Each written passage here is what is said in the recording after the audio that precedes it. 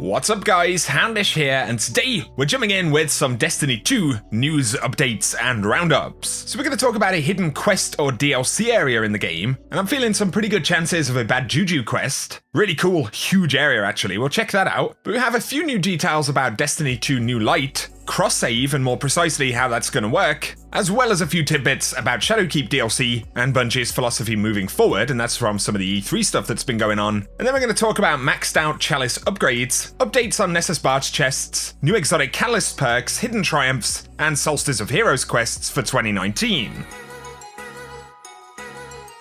So first up, we're going to talk about a secret area inside of Destiny 2 right now, and it could be reserved for future DLC, but seemingly more likely a possible upcoming quest area or something like that. And huge thanks to my friend Jarv, who shared some of his gameplay right here. I will link his video down below if you want to check out the location and how you can find this area yourself. But there is a ton of new architecture underneath Io, a pretty huge space, very similar to the kind of Whisper of the Worm style mission. You've got these strange spinning rock columns and Taken Blight, so it's clearly going to involve the Taken. And in here right now, there are lots of coloured enemy statues, which are kind of presumably used to get a sense of scale while Bungie are developing this content. You can kind of see how big things look and how enemies fit into the space and stuff like that. There's even a Guardian figure and a final area which looks fairly similar to the old Nexus Secrion boss fight, but you can see that it is untextured, so obviously it may or may not be a returning kind of area from D1, but I would guess it's something that we're probably going to get later on this season, or it is possible that it could be content for a future DLC. In terms of what we have in the game right now, we have the Lumina quest coming up, and there's no mention of this area on Io in the quest steps that we know of. In terms of other secrets though, a big Whisper-styled kind of spoiler with the leaked Catalyst icon for Bad Juju probably holds a more likely clue to this, because Whisper was discovered in a very similar way with the Catalyst icon, and we seem to be in a similar position, and considering how unfinished this area appears to be in the game,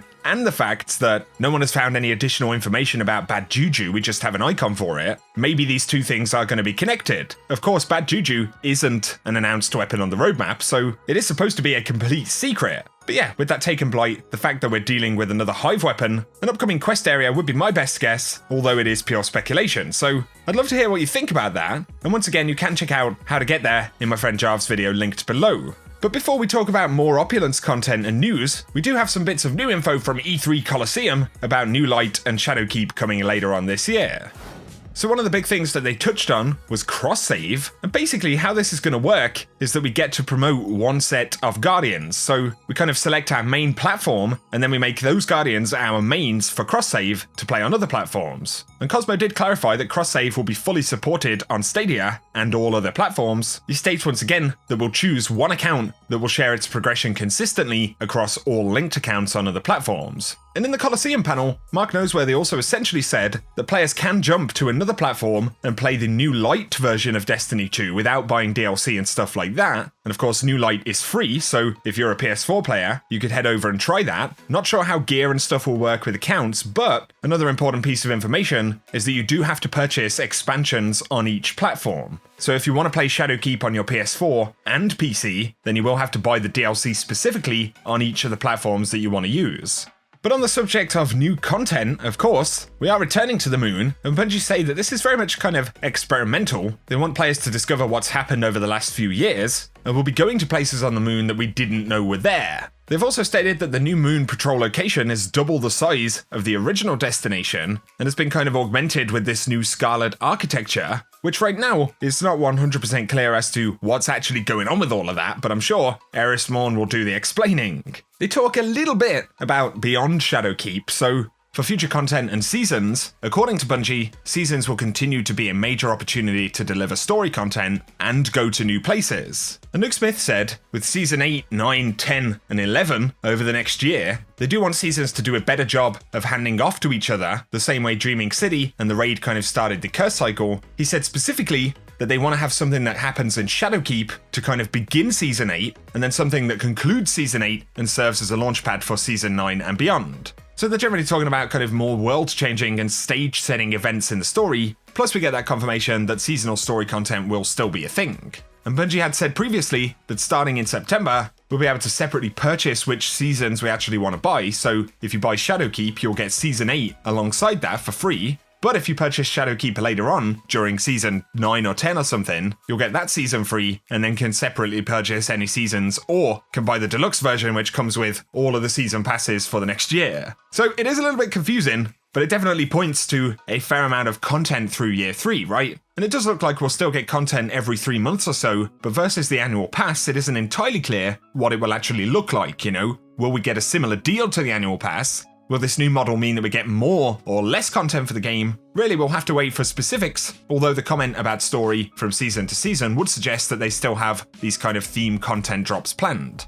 Now, separate to the stuff about upcoming content specifically, there was conversation about how Bungie are doing things and how many developers they have, and they did say there are around about 600 devs on the team right now. The focus on Destiny is very significant, and there are a few people in the backyard, as Mark Noseworthy said, kind of planting some seeds, which may turn into something new in the more distant future. But for the moment, there is an overwhelming majority of Bungie devs who are dedicated to Destiny. Also, in a separate E3 interview, there was a question about Destiny 3 and whether that's planned to be a thing, and Luke Smith said that he doesn't really know. And of course they aren't making any announcements, so we wouldn't get a confirmation of that anyway. However, from the language and what we've seen so far, it does look like D2 is planned to be supported for a couple more years at least. And so, as far as Shadowkeep goes, that's probably about as much new info as we're going to get during E3. However, there are other dates on the roadmap, and we now know that there will be an exotic weapon premiere at GuardianCon in July. So during that first week, they will be revealing a new exotic weapon. And otherwise, for Shadowkeep, we know about Monte Carlo, the new exotic trace rifle, hand cannon, and even a recurring Cassoid Foundry icon, which we discussed in another video. So I'd love to hear your thoughts on any of the stuff related to the start of Year 3 and beyond. Now though, let's jump in and touch on some stuff to do with Opulence. So firstly, Harmonic Rage did post that they fully upgraded the Chalice of Opulence, and it actually unlocks a new perk called Perfected, and this replaces future Imperial drops with rune drops instead. So that's a little preview of that final perk. On Sunday, we did see the treasure chests on the Nessus barge actually reset, and we assumed this was supposed to happen, but DMG did clarify that this is unintended, so chests will follow a Sunday reset until a future update where they'll change it. It is, however, supposed to reset on Tuesday and not on Sunday. It won't really affect us as long as we make sure that we pick up those chests before we get to Sunday. It's just a different reset day for the moment, and Bungie will look to switch that to Tuesday, which is the intended reset day, at some point in the future. Otherwise, this week, very briefly, we did get a new boss in Menagerie. You've probably already done this if you've been going after the Truth Quest, but there is a hidden triumph for the new boss. And of course, the Cursed Thralls will drop the orbs that take his shield down, but there are also knights in that encounter, and the triumph triggers when you complete the encounter without killing any of the knights. So if you get the opportunity to do that with a fire team, it's a few relatively easy Imperials. Otherwise, this week, I did cover the Truth Quest, a full guide to how to get the weapon and all that stuff yesterday, so I'll link that below if you want to check it out.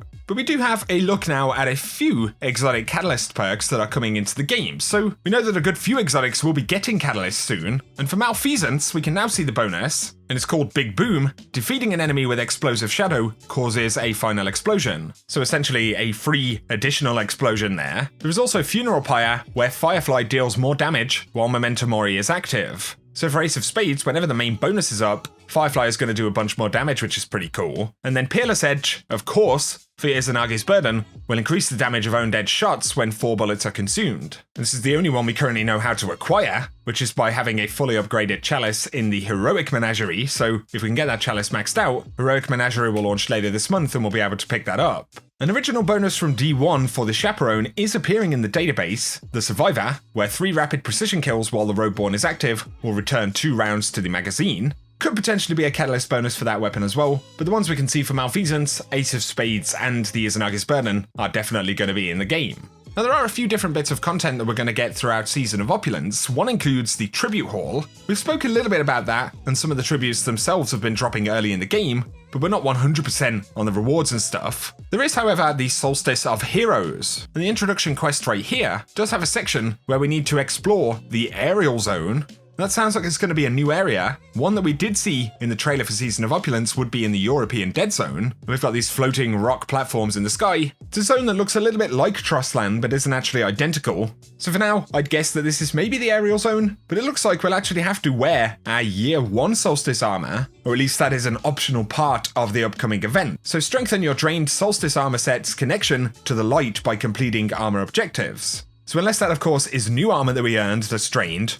or as we mentioned, could be last year's gear, we will have to restore that regardless. There are some interesting items here, like the Solstice Key Fragment Magnet, a consumable item that attracts Solstice Key Fragments at an alarming rate. And there is some kind of Solstice package that can actually be opened with key fragments, a sealed package containing untold treasures, which expires at the end of Solstice of Heroes. So on top of the stuff we're doing for armor, part of the event will be to collect the key fragments and then use them to open these packages and get rewards. It'll be interesting to see how these different events go off, and of course this is separate to the addition of new menagerie bosses, the heroic version of that, the Lumina quest, and what appears to be a Bad Juju quest for this season as well. So that's everything we have for today, guys. Let us know your thoughts on any of the stuff we've covered, the future content, DLC in Year 3 and beyond, or Season of Opulence itself. But if you have enjoyed the video, a like rating below really helps me out, and if you're new around here, be sure to hit subscribe if you want to keep up to date with everything related to Destiny. You can also turn on notifications so you don't miss out on anything, but otherwise, thank you for tuning in, and whatever you guys get up to, I hope you have an awesome day.